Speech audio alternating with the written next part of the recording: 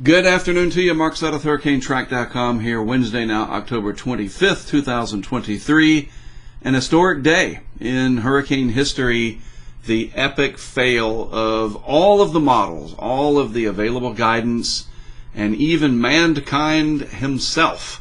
Seriously, with what happened with Otis, forecast to be a tropical storm at landfall.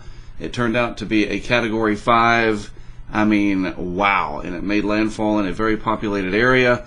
A lesson that it can still happen, even in the day of incredible technology, satellite data, supercomputers, models, everywhere. Website access to all these models, we can all see it.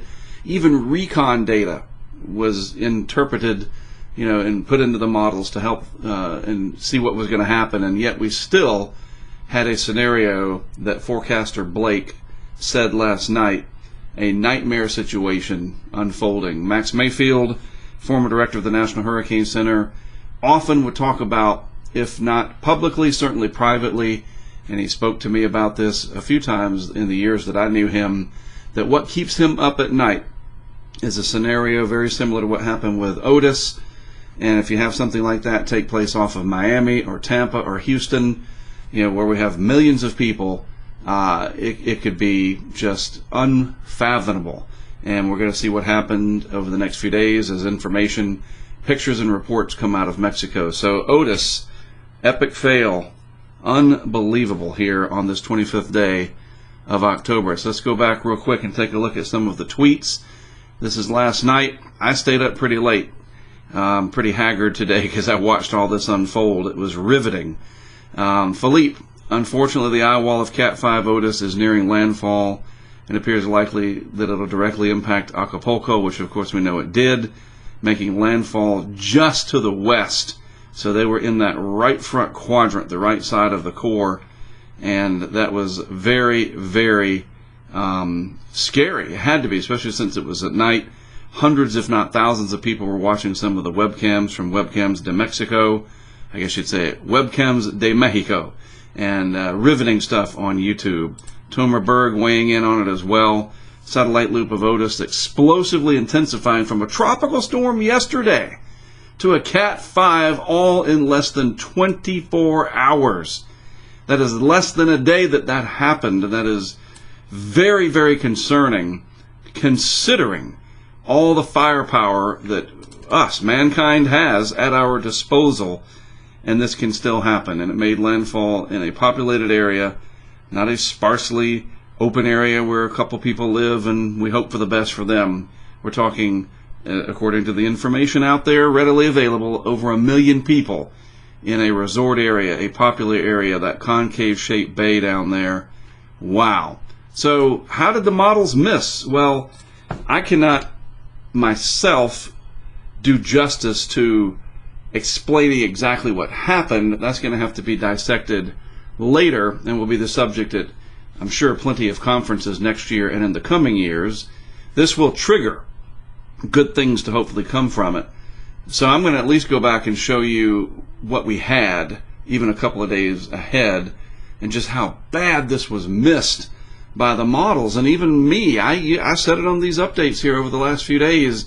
I don't think this system down here is going to amount to too much, not going to worry about it, because I didn't see anything in the atmosphere, in the modeling, that that screamed, oh, that we really need to pay attention to this. And it's interesting because with Michael in 2018, I did see some signs, and I was pretty concerned that it would be a lot stronger than the tropical storm that was forecast to make landfall. Similar situation. And also with Harvey in 2017, the models were at least throwing some hints out there, and I just had this feeling, because I've done this long enough, that I thought, okay, Harvey probably going to be a lot stronger than what we are seeing. And that's all in my videos. You can go back and research these, and you can see that I'm absolutely telling you right here from the heart.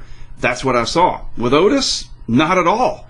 There was nothing that suggested that raised the alarms, as they say. All right, so let's see what the models were showing a couple of days ago. This is the 23rd 12Z, and this is the GFS, mean sea level pressure and 10-meter wind. There's Otis right there, 1,005 millibars down at the surface there, 10 meters right? And look what happens. Let's go through. This takes us into Tuesday. This would be yesterday morning, yesterday afternoon, last evening. Like, it's hardly even there. What on earth? And then there's 12Z today. I mean, just a disaster. An epic, monumental fail of the global model. All right? You say, well, the euro probably did better.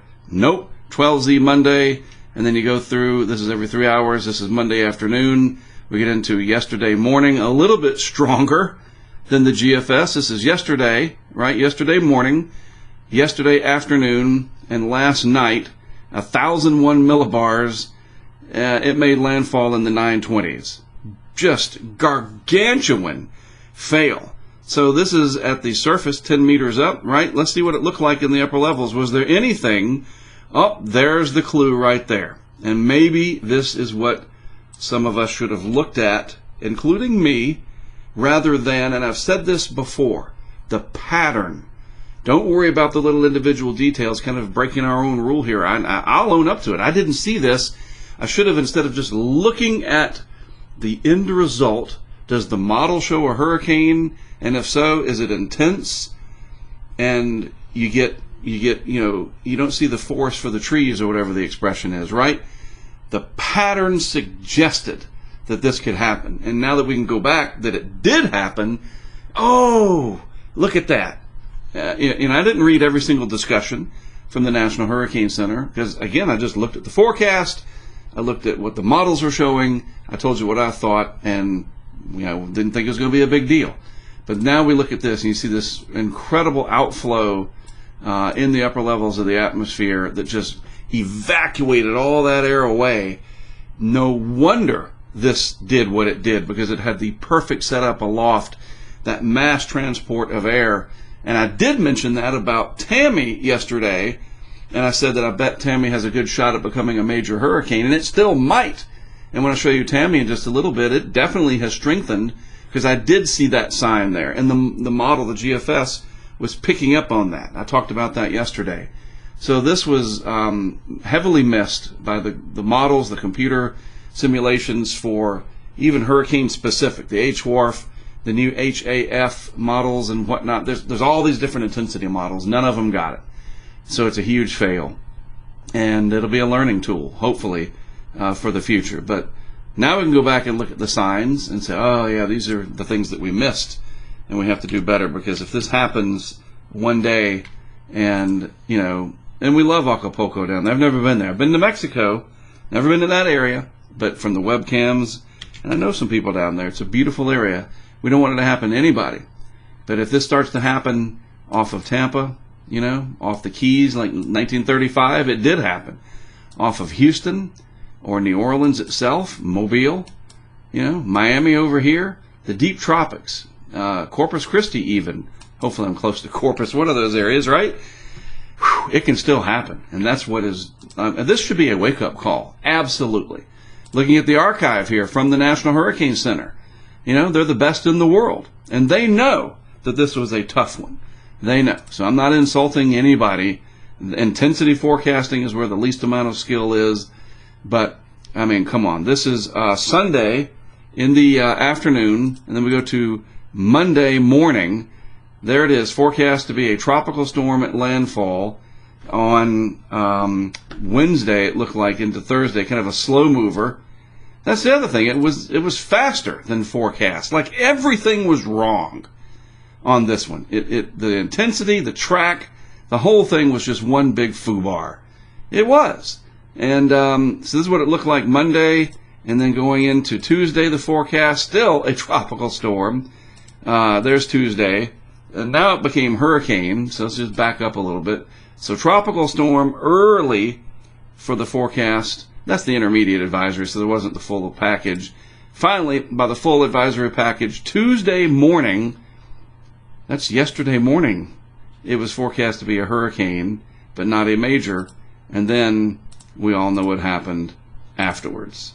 Unbelievable. It is. It's unbelievable. It's hard to believe that this actually happened, but it is exactly what happened. And there's the proof. 165 miles per hour, right there. And the air pressure, do they have that in here? No, they don't put the pressure in this particular graphic. That's fine. The 165, as somebody said long ago, and a forecast for Floyd should be enough to get everybody's attention. So what's happening out there right now? Well, Tammy is, darn close to Cat 3, and this was pretty easy to pick up in the modeling. I showed that yesterday. I'll show you again in just a minute. So there's Tammy out there, and maybe at the 5 o'clock it'll get the upgrade to major hurricane. And here's the evidence. I mean, you can clearly see there's some baroclinic processes going on. There's a front nearby. So you're getting the tropical air kind of lifting up and over that cooler, denser air, drier air behind it. That's all meteorological stuff. Bottom line, though, Tammy right there, still in a nice, nestled little area of favorability, a well-developed core, and then the upper-level divergence and the outflow from it, evacuating that air. That is the key. That's the key to these things. You don't have to have this perfect, symmetrical. You remember Irma? Down in the deep tropics, it had that beautiful, symmetrical, as deadly as it was and as scary as it was, it's still a phenomenon of nature that can be remarked as beautiful. All right? Seriously, I mean, a supernova is beautiful out in the universe, but they are very scary if you're near one. Always got to be careful. People are sensitive to this stuff, but they don't have to have that wonderful outflow. Remember Ian last year, very similar look to what we're seeing with Tammy. Michael in 2018, a very similar look where the trough is cutting in just right, and that entrance region, the jet coming over the top, pulling that air away. Just got to get that air in at the surface, up through the core, and then out. And if it can be even, then you get a much more intense system, and that's what we had with Otis.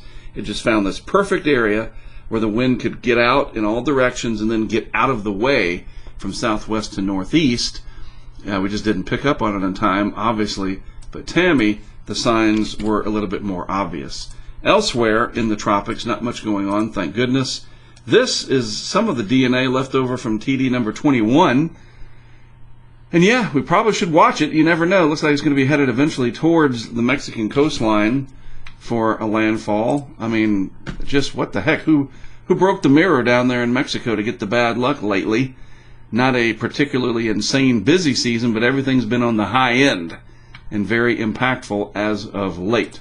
So we can see that looking at the GFS for what it's worth. Today's 12Z run, first of all, there's Tammy, and then this is our new system that we need to watch in the southeastern Pacific. So let's take a little bit more time to look at this stuff now. We'll look at Tammy in a minute. Our system in the southeast Pacific ramps up and kind of mills along. And, okay, it doesn't look like it's going to do very much. Well, let's just go out and look at 48 hours, and let's just check the upper levels while we're at it, right? 200 millibars.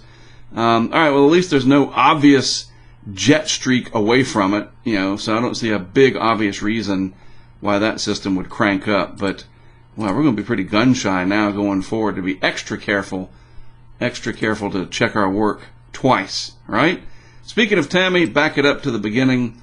Next few days kind of gets near Bermuda, probably going to be kind of squally and rainy. No big problems there, though. Tammy will be transitioning towards more extratropical in nature. Strong upper-level winds will reduce it overall, and then out it goes. Now we're at a week's time. Then all kinds of indications now that the Caribbean's going to light up with something. Lots of energy down here. Different runs of the model show different things. This run, if you extend it out into time, something does try to develop. The 0Z run last night, I mean, I know you all saw it, so might as well acknowledge it. Tries to develop something that comes across and gets really interesting for Florida. So the point is, remember, the pattern, that's what we're looking at, the pattern. So let's go back to 12Z today real quick. Take this out again to a week. Let's look at the upper levels. How do the upper levels look? Fairly favorable down south here, down in the Caribbean. Strong upper level winds to the north. Probably would shear anything coming to the north unless you get one of those deals where the jet region is just right. I'm getting technical here, but the bottom line, even as we get into early November, that's November 1st, a week out, we're going to have to watch the Caribbean for even more signs of something trying to develop. The euro, Again, everybody's guilty here. All the models, all the people. So we start over, right? Yeah, sort of. But the Euro, what does it do with Tammy? Develops it into a large extratropical system. Doesn't get it quite as close to Bermuda as the GFS does. And then the Euro takes it on out into the open Atlantic and, eventually, hopefully dissipates it, right? This goes out to almost a week's time. Not quite as much in the way, there's some turning down here, but even the Euro hinting the operational and the ensembles are more aggressive, of course. But something else might try to brew in this area once we close out October and get into November. So back to this, a very humbling experience for all involved, myself included. I'm just as shocked as everybody else. And we'll see again what happened when it's all said and done. The scope and the totality of destruction and hopefully no loss of life. I haven't seen anything. I've been busy with all kinds of stuff today, so I haven't seen a lot of reports come out of there. If we can get out of this without any loss of life, that would be fantastic. But, it's not looking very good. But we got to learn, and we got to move forward, and we got to remember that it can still happen, and we can get these surprise events even when we think we are all powerful with computer models and satellites and everything else. Every once in a while we get knocked down a peg or two or three, and this was certainly one of those situations. All right, that's it. Thanks for tuning in as always. From all of us at Hurricane Track, we appreciate you tuning in.